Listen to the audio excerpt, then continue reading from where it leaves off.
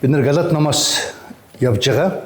Галат номын 3 бүлгийг бол дуусгацсан байгаа. Одоо ингээд тал дээр ирсэн гэсэн үг ер нь бол. Бидний одоо Христ итгэлийн амьдралын маш чухал хэсэг болох яг Есүс биднийг юунаас аварсан. Тэгэд авраад юу руу аварсан бэ гэдэг талаар ерөнхийдөө Галат ном маш одоо тодорхой хэлдэг, ярьдаг. За энэ талын асуудлаар бид нар 3 бүлгийн туршид ярилцсан. Галат ном бол маш тодорхой бичигдсэн ном, маш ойлгомжтой бичигдсэн. Тэгтээ хэлж байгаа санаануудад заримдаа тэр болгон маш амархан хүлээж авагдахад хэцүү байдаг. Яг гэвэл тухайн үеийн хүмүүс зориулж бичигдсэн болохоор. Яг одоо бидний ярилцах энэ 4-р бүлгийн энэ эхний хэсэг дээр Паул Галатчуудад нэгэн чухал зүйлийг уриалж байгаа. Та нар хүүхэд шиг амьдрагч. Юу гэсэн үг юм яг? Хүү шиг нь өв залгамжлалыг авсан хүн шиг амьдраараа гэсэн иймэрхүү одоо байдлаар ерөнхийдөө Галатихныг урамшуулж байгаа ийм хэсэг байгаа. Манай ач охин жоохон бахад гачуутын дэлгүүрт ингээд бид нар ордын байна л да. Би өөрөө анзаараагүй. Тэгсэн чинь манай охин яаж юм гэхээр шууд миний төрүүлж ороод нэг жижигхэн тэрэг аваад тэгэл нөгөө юмнуудыг чинь дундуур ороод шууд амар ихтгэлтэйгээр юмнуудыг тэгээ өөрийнхөө дуртай юмнуудыг тийшээж хийгээд шууд төрөөл явж ийн гинэ. Тэгэл угаасаа өвөөтэйгээ явж байгаа учраас өвөө бараг л бүх юмыг зөвшөөрнө гэсэн ийм ойлголттой. Бүх юм те боломжтой гэсэн. Хүүхэд бол тийм ихтэй байдаг тухай. Есүс ерөнхийдөө ярьдаг. Хүүхэд бол тийм зүйл дээр гайхах, бодох, тооцоолох ямар ч шаардлага байдаггүй гэж. Заримдаа бид нар нүдийн шилээ ингээд толгоон дээр тавьчаад шилээ хагаал яваад идэг шүү дээ. Эсвэл яг гартаа барьчаад гартаа барьсан юм хагаал яваад идэг. Заримдаа бид нар байгаан юм заримдаа мэддэггүй. Би оюутан байхад зөвхөн социализм үед чинь нөгөө биднийг намрын, зуны янз бүрийн одоо юуруу ажилд явуулдаг байсан. Тийм ээ, зун өвс хадах ч юм уу, тэгэл намар одоо тариа ногоо хураах тэр гэсэн ийм одоо ажилд явуулдаг байсан. Социалист үеийн одоо оюутнуудын амьдралын нэг чухал хэсэг нь тэр байсан. Тэгээ тэр алин дээр байсныг би санахгүй байна. Би ямар ч гэсэн тухайн үеийн нэг 20 төгрөгийг санаж байна та нар тийм ээ. Ногоо өнгөтэй 20 төгрөгийг амар нарийн нуглаад бүр нөгөө авч явж байгаа нөгөө авдрынхаа нэг газар л айгүй нарийн одоо нуугаал тавьсан байхгүй юу. Тэгэл очиод өстой 45 хоногийн туршид нөгөөдхөө олоогүй.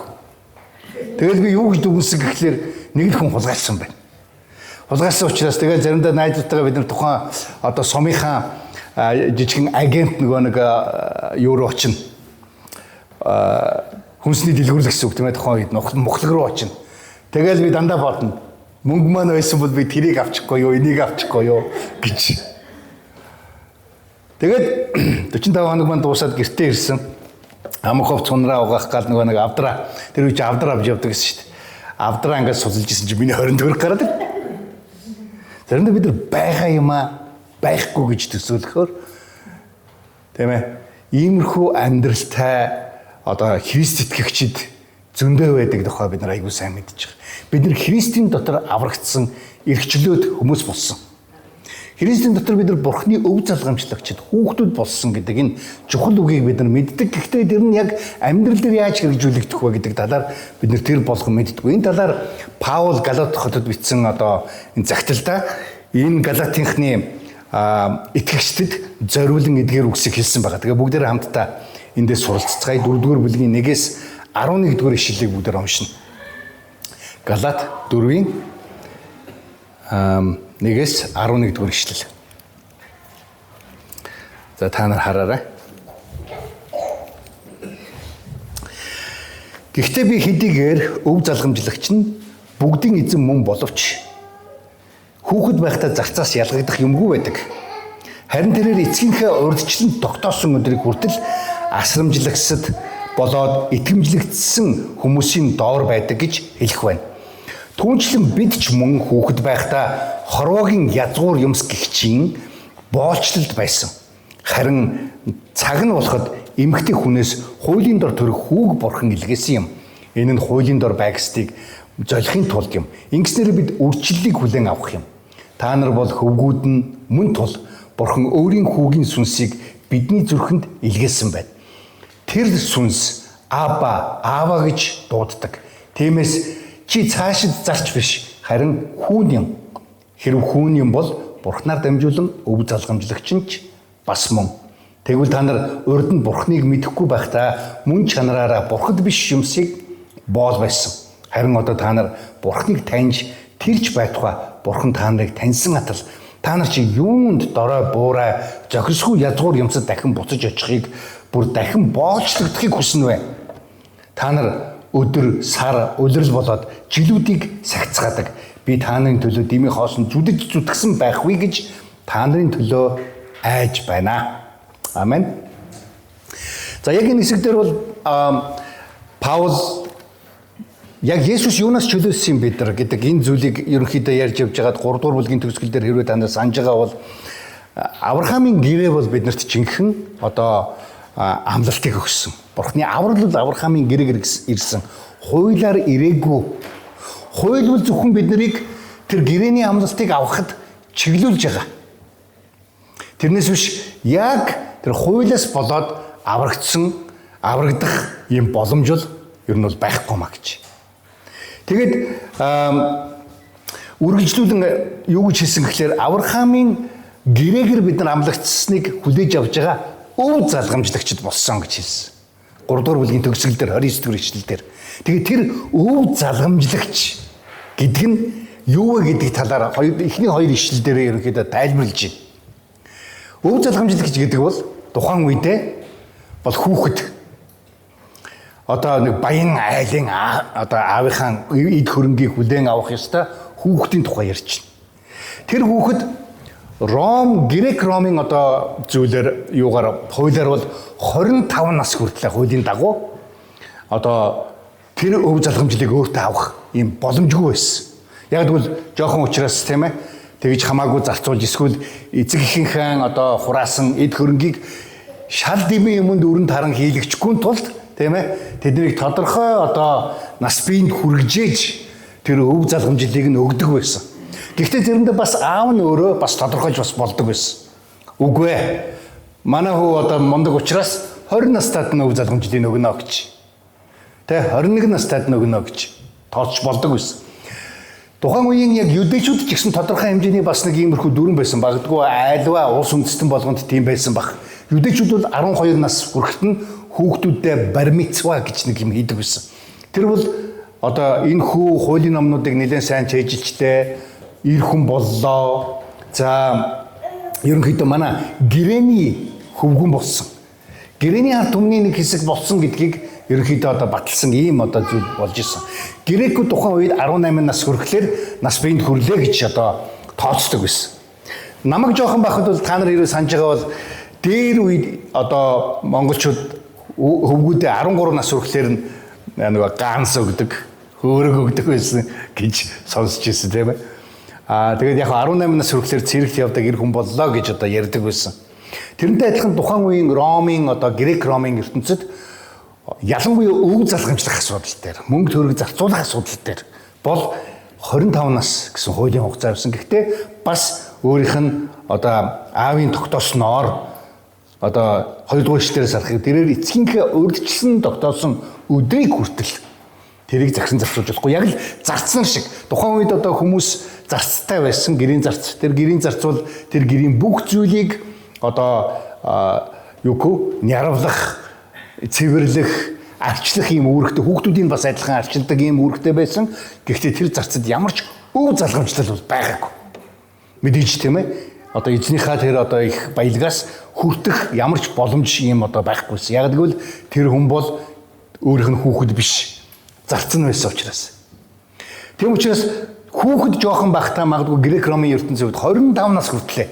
Ер нь бол эд хөрөнгөндөө хүрэх, тэрийгэ зарцуулах, тэрийгэ захин зарцуулах юм ямар ч одоо ирэхгүй байдаг байсан гэдэг талаар эхний 2 одоо ишлэл дээр энэ хэлж байгаа. Ер нь бол Грек-ромын ертөнцийн урдчлаад аягүй сайн мэдсэн зүйл байсан юм шиг тийм ээ. Хүний тарих бол 25 нас хүртэл хөгждөг гэж байгаа ш. Тэгээд тэр хүртэл бол хүн шийдвэр гаргахдаа дандаа жоохон дутуу бодсон байдаг гэж. 25 нас хүртэл. За тэг ингээ бодглохоор 25 наснаас өмнө ямар ч их олон шийдвэр гаргацсан байсан юм битэ гэж бас бодогдохоор тийм ээ. За тэгээд тэр зүйрлэлийг Паул хэрэглээд ер нь бол бид нар яг тийм хүүхдтэй адилхан байгаа шүү гэж хэлсэн байна.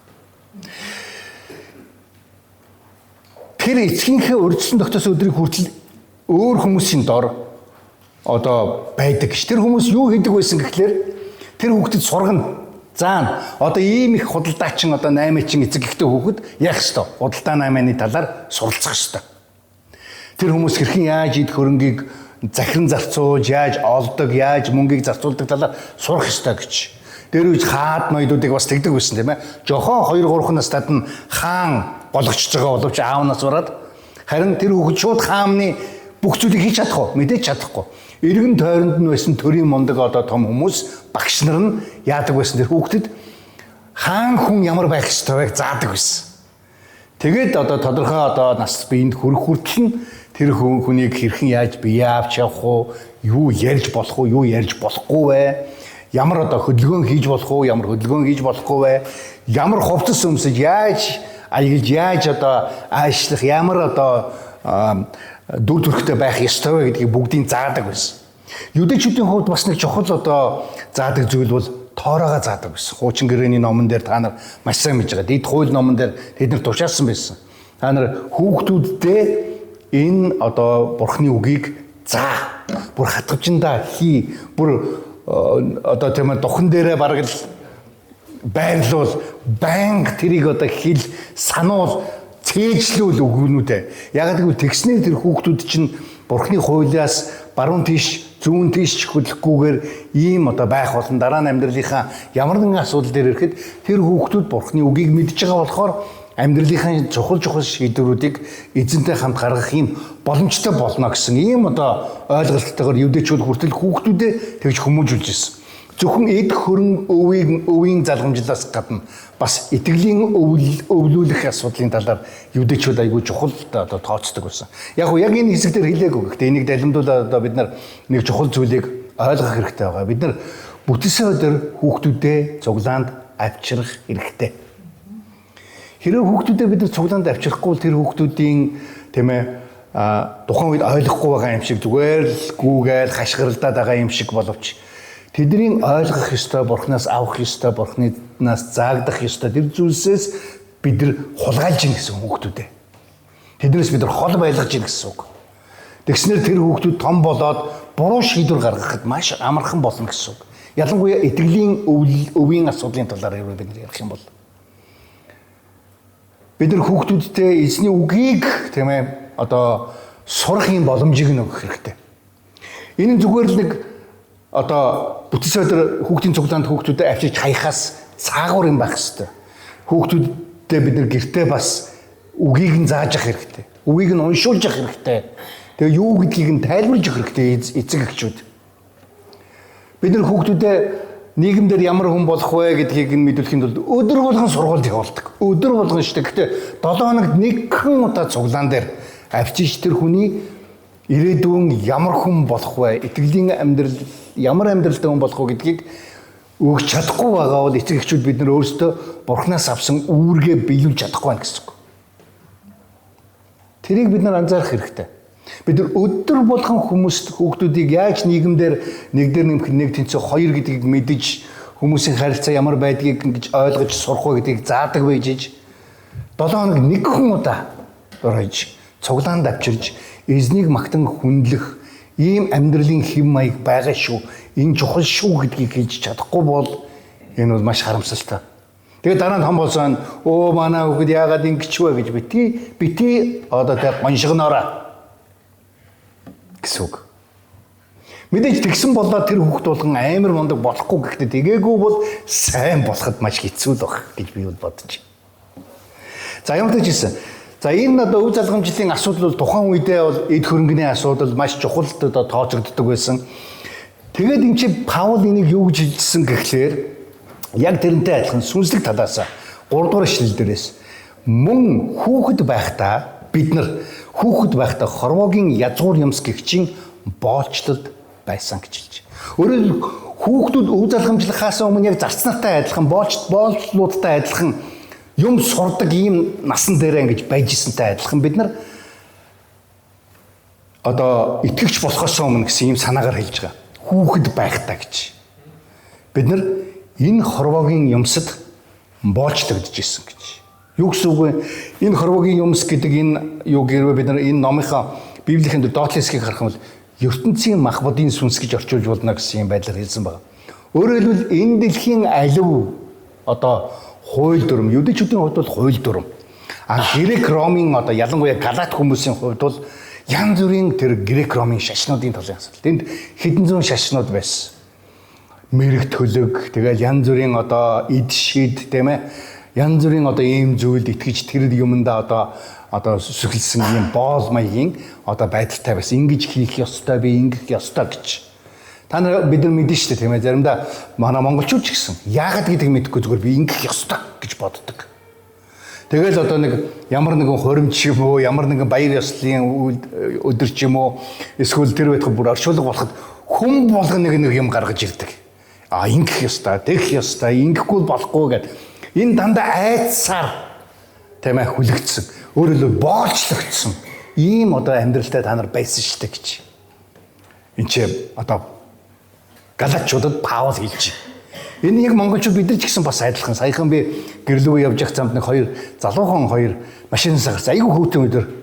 Айгүй сонин царайтай хоёр. Гэхдээ сонин цайх одоо зүгээр л хөөрхөн залуучууд байсан л да. Зүгээр айгүй хүүтэнд айгүй тийм марлагдсан хөөрх юм. Тэгээд эхнэр нэг тийм дээшээ хараад нэг юм хийгээд байгаа бололтой. Гараа нэг хавсархын тэгэл ингэж мангаад. Нөхөр нь болохоор нэг юмнаас будаа модаа гаргаал ийшээ цацаал хөрхий. Тэгээ алуусаа татаал ингээл явж байна. Боолчлол. Энэ бол хуулийн боолчлол гэж юдэчүүдийн хувьд хэлж байгаа. Харин галаачуудын хувьд энэ нь тэр 9 шидийн янз бүрийн тэр хэрэгтэй хэрэггүй юмд одоо боолчлогдсон ийм амьдралтай байсан. Хүүхэд байхдаа. Яагаад гэвэл дараа нь юм болох ёстой шүү гэдгийн бэлтгэл байсан. Уг нь бол тийм ээ хүүхэд байхад өв залхамжлагч хүүхэд бол яадаг вэ? Дараа нь бидний ирээдүйд ингэж болно, ингэж болохгүй, тэгэх ёстой, тэгэх ёсгүй гэсэн зүйлээ сурдаг. Өөрөөр хэлбэл амьдралын цагаан толгойг сурдаг байгаа үе. Тэгээ Паул харин энийг юунд зөвлөж ийнэ гэхээр та нар хүүхэд байхдаа буюу Христэд итгэхээс өмнө, Бурхныг танихаас өмнө та нар өөр 9 шидийн олон зүйлээр болохгүй байна гэдгийг мэдсэн байсан тухайн үед. Энэ хуулийг даглаа болохгүй. Тэрийг тэглээ болохгүй. Энийг инглээ болохгүй. Болж байгаа юм ер нь байхгүй. Маш хэцүү байна гэж. Тэгсэн мөртлөө тэр бүх зүйлд айцсаар баригдсан байсан. Гэтэл 4-р ишлэл дээр харин тийм ээ харин цаг нь болоход гэж байгаагаар яг Есүс Христийг Бурхан энэ дэлхий дээр илгээсэн тэр яг нэгэн цагийн тухай ярьж байгаа. Яг энэ дэлхий дээр хүн төрлөختөнд яг аврагч хэрэгтэй болох яг тэр цагийн тухай ярьж байгаа. Яг тэр цагийн тухай ярьж байгаа. Тэр үед дэлхийн хүн одоо ам яг ямархуу байсан гэдгийг би сайн мэдгүй. Гэхдээ маш олон одоо хүмүүсийн өнөөдөр бол 8 тэрбум хүмүүс байгаа дэлхий дээр. Гэхдээ 2000 жилийн тэртет магадгүй нийт дэлхий даяар 2 тэрбум хүрэхгүй байсан ийм хүн амтай байсан. Цөөхөн хүн амтай байсан. Дээрэс нь Есүс Христийг илгээх тэр цаг нь хэрвээ нэг 200-300 жилийн өмнө байх юм бол айгүй их бослохтой маш хэцүү нөгөө Александр одоо нэг мундаг хаан байдаг шүү дээ тийм ээ. Тэр үеийн одоо айгүй хэцүү ороо босгоо үе байсан. Харин яг одоо яг энэ Есүсийг төрөх тэр үед бол бүх юм нь яг ингээд тогтцсон. Ромын одоо амар тайван тогтцсон. Тэр үеийн хүндрэлтэн гэж одоо мэдэгдсэн тийм ээ тухайн үеийн хүндрэлтэн болгонд энэ гайхалтай үйл явдал сонсогдохоор боломжтой ийм үе ирсэн байсан. Яг тэр тогтоосон тэр цагт Есүс Христийг Бурхан илгээсэн. Тэр Бурхан илгээхдээ яаж илгээсэн гэхлээр эмэгтэй хүнээс төрүүлсэн гэж. Яг заавал энийг Паул хэлэх ёстой байсан юм байна Галатчуудад. Яг тэгвэл Есүс бол зүгээр нэг хүний санаанаас бүтээсэн тэр Грек Ромын ямар нэгэн бурхан бол биш. Тэр бол яг хүнээс төрсөн. Хүн бас дэлхийн сураас өмнө дэлхийг бүтээсэн бурхан байсан.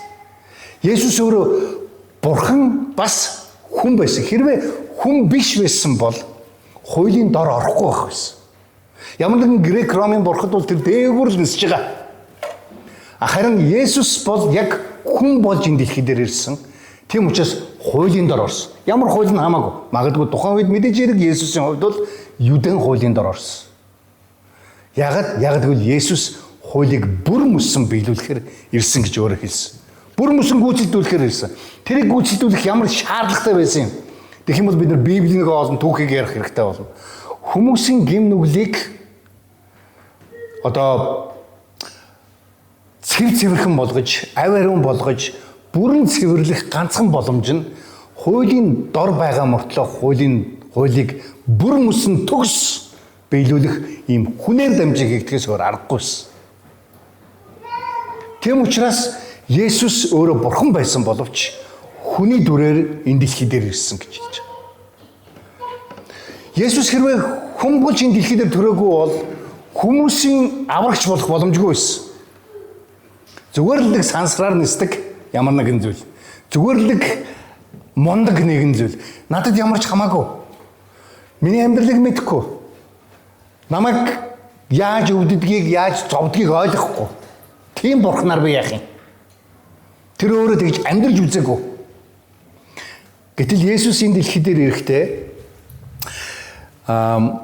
бурхнаар илгээгдсэн гэж бурхан эцгийн тухай ярьж байгаа тийм. Ирэхдээ бол яг хүн болж ирэхээр хэрэгтэй гэсэн. Тийм учраас эмэгтэйгээс төрсөн. Тийм учраас бид нар дандаа Крисмас баяр тэмдэглэдэг. Мэндисний баярын тухай чухал одоо мэдээ юу? Есүс хүн болон энэ дэлхий дээр ирсэн. Энэ их чухал үг байгаа. Яг гэвэл өөр ямар ч бурхад энэ дэлхий дээр хүн болж ирээгүй. Зарим буруу гаж одоо сургаалтнууд юу гэж хэлдэг? Есүс зүгээр хүн байсан. Байж яхад нь бурхан сонгоод өөрийнхөө хүү болгосон юм аа гэж. Яховагийн гэрчүүд гэж та нар тийм одоо гаж урсгалыг магадгүй сонсч ирсэн те. Яховагийн гэрчүүд гэж. Тэд нар юу гэж хэлдэг? Есүс л өөрөө бурхан байгаагүй зүгээр бүтээгдсэн зүгээр бурхан дараа нь болсон гэж. Яг бусан шашнуудтай адилхан ярьдаг. Гэгээрсэн. Бүр одоо юу хөө мэдлэгийн оргил гарсан ч гэдэг юм уу. Ийм байдлаар одоо тайлбарлахыг хүсдэг. Тэр байтугай мормоны шашин хүртэл юу гэж хэлдэг вэ? Есүсийг сатантай ах дүүс нар гэж үздэг.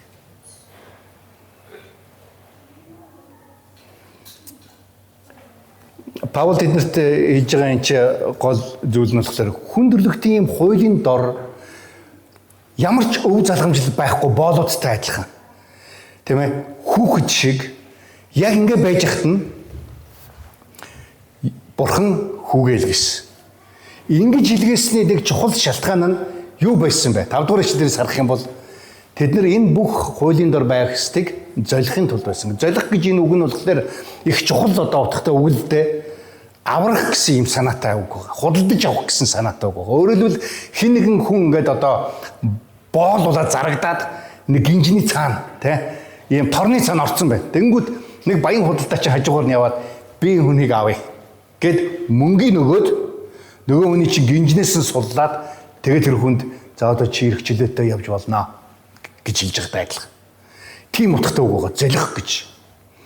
Хүн төрлөختнийг бооллын одоо энэ одоо хуулийн дорх юм боолын амьдралтай байхад нь тийм ээ. Есүс энэ дэлхий дээр ирснээр тэр худалдан авах буюу одоо redeem гэж ярьж байгаа. Золих ямар нэгэн зүйл оронд нь өгөөд авах. Тэр ямар нэгэн зүйл нь Есүс өөрөө шүү дээ, тийм ээ, загалмайн үглийн тухай ярьж байгаа. Тэхийн тулд байсан гэж. За тэгснээр тийм ээ. Хүмүүс юг бид нар авах ёстой болсон? Үрчлэлийг гэж. 5 дугаар ишлэлээр. Үрчлэлийг хүлээн авах юм а гэж. Үрчлэл хүлээн авах гэсэн чинь юу гэсэн үг вэ? Одоо би жишээлбэл боолын хүүхэд байгаад хичнээн Тийм ээ, насанд хүрсэн ч гэсэн юу ч өвлж авахгүй. Боолын ажил л өвлж авна. Тийм биз дээ. Харин баян хүний хүү юу өвлж авах вэ гэвэл тэр аавынхаа эд хөрөнгийг өвлж авна. Харин тухайн үед хүртэл эртний тэр тухайн үед хүртэл өргөсөн хүүхэд ч өргөмөл хүүхэд гэж ярьдаг.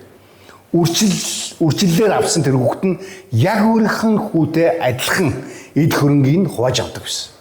За том хүүгийн асуудал арай өөр. Юудын одоо шашинд бол гэхдээ тэр үед үржилслэгдсэн хүүхэд бол яг төрсэн хүүхэдтэй адилхан ийм одоо аавынхаа одоо эд хөрөнгө өвийг хүлээж авах ийм эрхтэй байсан. Харин үндэстэн галатчууд хүүхэд байсан гэхдээ боолын хүүхэд байсан. Өнөөдөр монголчууд бид нар ч гэсэн харин үндэстэн юудаг хүмүүс биш. Бас бид нар боолын хүүхэд гэсэн үг. Бид нар хичнээн насанд хүрсэн, хичнээн мундаг явсан, ямар ч сайхан юм хийсэн бид нар юу ч өвлөгдөхгүй.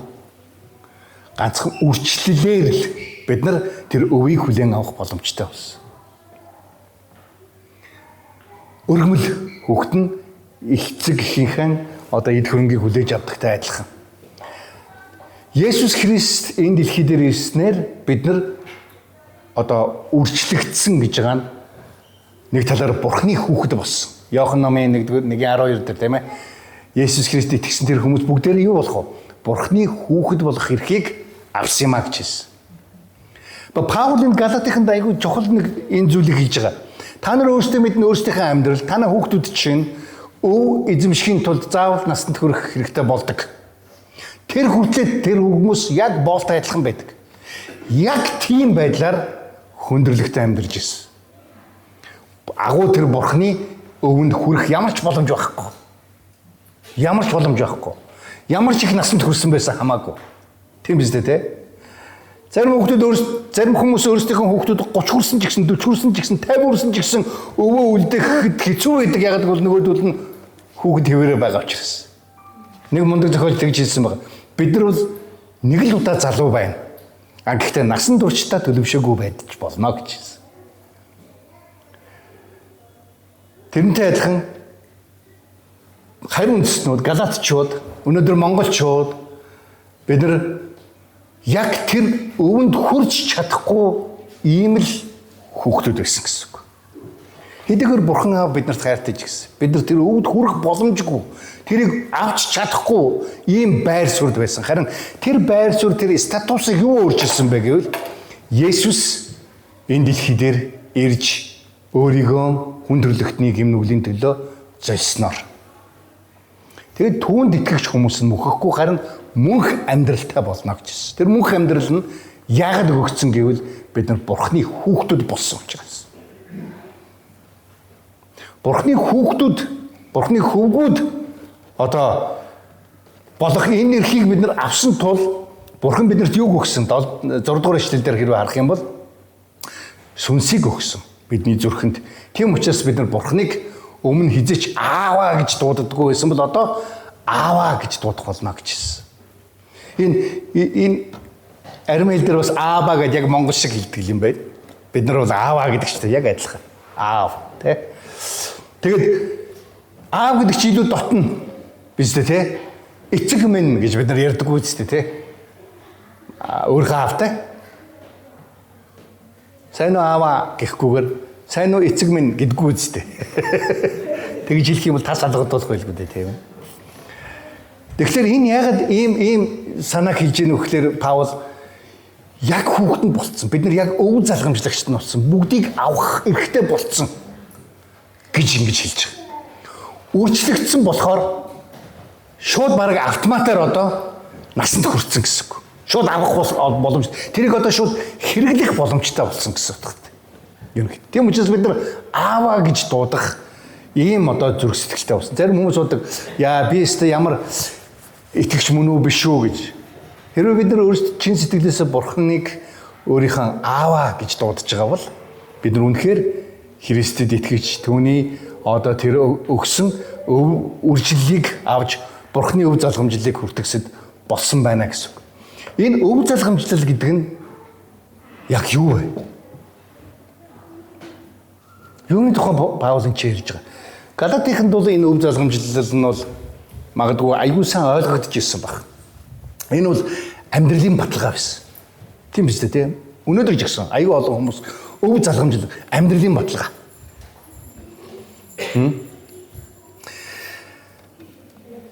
Өнөөдөр Христэд итгэж хүмүүс бид нар Бурхны хүүхэд болох тэр эрхийг авсан нь яг ямар амьдралын баталгааны тухай ярьж байгаа. Энэ дэлхийн амьдралын баталгааны тухай ерөөсөө яриаггүй. Тэрийг бид нар ерөөс ялгаж ойлгох хэрэгтэй. Бид нар мөнх амьдралын баталгааны тухай ярьж байгаа. Бурхантай үүрд байх баталгааны тухай ярьж байгаа. Зарим хүмүүс би Бурхны өв залгамжлыг авсан одоо ч дэлхийн бүх баялаг над дээр ирээсэ гэж бодож байна. Тэгвэл яг тэгж гин үү? Магадгүй зарим хүмүүс үнэхээр тийм одоо баян болсон байдаг л баг тийм ээ. Гэхдээ ихэнх ердийн жирийн хүмүүс гайхалтай сайн итгэгчид тийм хэмжээний одоо их баялагтай байдаггүй. Харин тэдэрт ямар баялаг байдаггүй гэхлээр мөнхийн улсын баялагдчихэ байгаа. Есүс ч өөрөө хэлсэн тийм ээ. Та нар хүр хорхоо эдэж дуусгах хэд баялагтай өнөөдөр те юу яхгүйгээр харин тэнгэрт та өөрсдийнхөө баялагийг хадгалах ёстой гэж.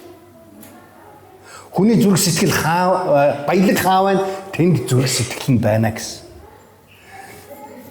Тийм учраас Паул энэ 8 дугаар ишлээс цаашаа юуны тухай ярьж байгаа нөхлөөр та нарын баялаг хэрвээ тэнгэрт байгаа бол та нар ягаад энэ газрын юм руу буцаад яваад байгаа юм бэ? Гэсэн ийм байдлаар 8-аас 11 дугаар ишлэлээр хэлж байгаа. Та нар Бурхныг мэдэхгүй байхдаа Бурхад биш юмсын боол болсон байсан. Эндх зүйлсэд маш их анхаарлаа тавиад эннийхээ төлөө та нар маш их шаргуу хөдөлмөрлөөд буу юм болж исэн. Яков номд бичснээр бол энэ зүгээр л уур манаатай адилхан ийм хурдан алга болох зүйлд та нар ямар их анхаарал тавьсан бэлээ. Харин одоо та нар Бурхныг таньж тэр байтугай Бурхан та нарыг таньсан байтал Бурхнаар танигдсан байтал та нар юунд дорой буурай зогсгүй язгуур юмсад дахиж буцаж очихыг бас боочлогдохыг хүсэж байгаа юм бэ гэж хэлж байгаа. Аль хэдийн та нарын өв залгамжлал тийм их гайхалтай зүйл тэнд байсаар сэтгэл чинь тэнд биш. Дандаа энд байх юм. Нэг хүн ингэж хин пастор үлээ. Тим Келлер гэж пастор хэлсэн баха та. Юу гэж хэлсэхлээр та нар христчин бурхангүй үзэлтэн шиг амьдарч байна гэж. Уг нь бол христчин гэдэг үг бурхангүй үзэлтэн гэдэг үгийн хооронд холбоо байхгүй. Тийм биз дээ. Христэд итгэж хүн бол цорын ганц бурханд итгэдэг хүн байгаа. Гэтэл бурхангүй үзэлтэн яадгүй. Бурхан байхгүйгээд энэ дэлхийн юмцад анхаарч амьдардаг. Тэгээд тэр пастор юу гэж хэлсэхлээр та нарыг христчин гэж хэлчихэд үнэн дээр тэр авралын өв баялагийг авчаад тэгсэн мөртлөө та нар яг тийм баялагтай хүн шиг биш. Тийм байхгүй юм шиг амьдарч байна. Зүгээр л энэ дэлхийн юмсад өдөр болгон санаа тавьж. Яг энэ дээр шилээ зүвчээд хайгаад байгаатай адилхан. Байгаад идэг нөгөөх нь данч байхгүй юм шиг амьдарч. Тэгмчээс Паул тэднэрт хэлсэн. Та нар ийм ингэж амьдрах нь та нар үнэндээ миний сайн мэдээг тараах энэ үйл явдлыг бүр хов хоосон болгож байгаатай адилхан болж байна гэж. Тэгээ заримдаа пастор дандаа боддог. Бистер бүтэн сойдор болгонд ингээл жил болгон дараа нь номлолох энэ хэдийн юмнууд ерөөсөө олигтой Христ итгэлийн амьдралаар амьдрахгүй маа гэж. Тийм ээ. Яг л одоо Паулд магадгүй тийм зүрх сэтгэл хийж байсан. Та нарт би өчнөө юм хилээд идэг, яриад идэг. Гэтэл та нар урагшаа алахын оронд хоошоо алхаад ах юм. Дээр ч баялаг өсрөл доошоо хараад ах юм. Хүмүүсийн энэ дэлхийн зүйлд боолчлогдож амьдрах нь бол ойлгомжтой гарцаагүй. Та нар урд нь тийм байсан. Гэтэл харин одоо та нар тэр бүхнээс чөлөөлөгдчөөд Есүс Христээр дамжуулан та нар буцаад тэр зүйл рүүгээ орох гээд байна гэж. 10 дугаар ишлэлээс ирүү харах юм бол өдөр сар улирал болоод жилүүдийг танаас агцгаадаг гэж. Юдэчүүд бол магадгүй тэгжсэн баг тийм ээ. Олон янзын одоо баяр ёслол олон янзын одоо баяруудыг тэд тэмдэглэдэг байсан. Тэрнээс болоод юдэчүүд магадгүй одоо хууль дүрмээ тэрнийхээ эргэн тойронд маш илүү олон дүрмүүдийг бий болгож илүү хүндэгцүү одоо амьдралыг ард түмний дээр тохиож ирсэн. Грек Ромын ертөнцид бол тэд нь бас адилхан байсан. Ямар өдөр яах ёстой, мэрэг төлөг одоо юу гэдгийг эд шидийн зүйлс нөгөө олон янзын бурхад нөгөө Хермес та нар мэдэн ш Тоор гэл кино хүртэл байдаг үстэй. Грек Ромын бурхад тэднэрт хүмүүс шүтдэг ус. Өнөөдөр тэд нар байх галгуулсан яагаад гэвэл Христийн сайн мэдээ тухайн үеийн Ромд ирснээр Ромоор дамжуулан барууны ертөнцийн тэр чигээрээ байсан тэр бүх бурхтаа хайсан. Тэр үеийн өөрсдийнх нь жанраас, тэр үеийн өөрсдийнх нь майдар бүгдийг хайсан Европ. Яагаад гэвэл тэднэрт тэдгээр нь зүгээр л боочлол байсан. Тэднэрт ямар ч эрх чөлөө тэднэрт байгаагүй. Есүсийг тэд нар хүлээж авснаас хойш тэр бүх зүйл нь тэднэрт ямар ч утгахгүйсэн. Тийм учраас Паул энэ та нар юунд яах гэж ингэж амьдарч байгаа вэ гэж. Харин та нар тэнгэр дэх баялагийг цуглуулах хэрэгтэй. Яг манай охин шиг шууд дэлгүүрт ороод панк гэж дуртай юм аваад шууд нөгөө кассан дээр очиж гин гэж шүү дээ. Яг л биднэрт тийм бурхан аав байгаа. Энд тийм учраас бид бурхныг ааваа гэж дууддаг гэж хэлж байгаа. Хүүхэд нь ямар ч муухай байсан, ямар ч өмөлдөг байсан эцэг эхийн тэр одоо өд хөрөнгө хүүхдүүд нь үлддэг. Тийм үстэй те? Одоо Жаки Чан шиг л за би хүүхдүүдэд өд хөрөнгө үлдээхгүй гэж байгаа юм шиг биш л болно шүү дээ, тийм ээ? Яагаад заримдаа бид нар тэр хүүхдүүд нь тэрийг өрн таран хийн. Цуглуулсан тэр юмыг зөвхөн харт амхинд өгнө. Зөвхөн шал хэрэггүй юмд өгнө. Амьдралаа улам хэцүү болгон тэр хүмүүс мөнгөтэй байх юм бол гэж бодоод магадгүй эцэг эхчүүд нь хөв залгамжлыг өгдөггүй. Харин Христийн дотор олсон бидний хөв залгамжлыг Бурхан аль хэдийн өгсөн. Тэр хөв залгамжлын тэр баялагийг тэр хөрөнгийг бид нар хаана хураа гэсэн дээшээ тэнгэр дурах хэрэгтэй байдаг. Тэрний ямар замаар зүгээр л зүтгэсэн ийм одоо шашны алив дүрм журмуудыг дагж байгаа юм шиг ийм байдлаар биш. Баяр хөөртэй гэр бүлэрээ өглөө амар гоё босоод бүтэнсээ өдөрт говцоо өмсөөд эзнийг магтцгаая, мөргөлдөө явцгаая. Тэгээ бусад өдрүүдэд бас эзний өгсөн гайхалтай өдрүүдийг эзэнд талархлыг өргөөд өглөө босоод залбираад сургуульдаа ажил төрөлдөө явдаг. Ийм тийм ээ жавхлантай, ийм баяр хөөрт, ийм найдвартай ийм хүүхдүүд байгаасаа гэж үзэж байна. Тийм учраас бид нэг зүйлийг ойлгохтой. Би зарцын амьдралаар амьдраад байна уу? Үнэхээр хүүгийн амьдралаар амьдраад байна уу? Зүгээр л ямар ч хөрөнгө би дараа нь авахгүй одоо л идэж ууж ивэл болоо гэж бодсон амьдрал бол зарцын амьдрал, боолын амьдрал. Ийм амьдрал бид байгаад байна уу? Эсвэл бид нар надад өв залгамжлал бий, мөнх амьдрал бий гэсэн ийм итгэлээр бид нар өнөөдөр амьдарч байгаа юу?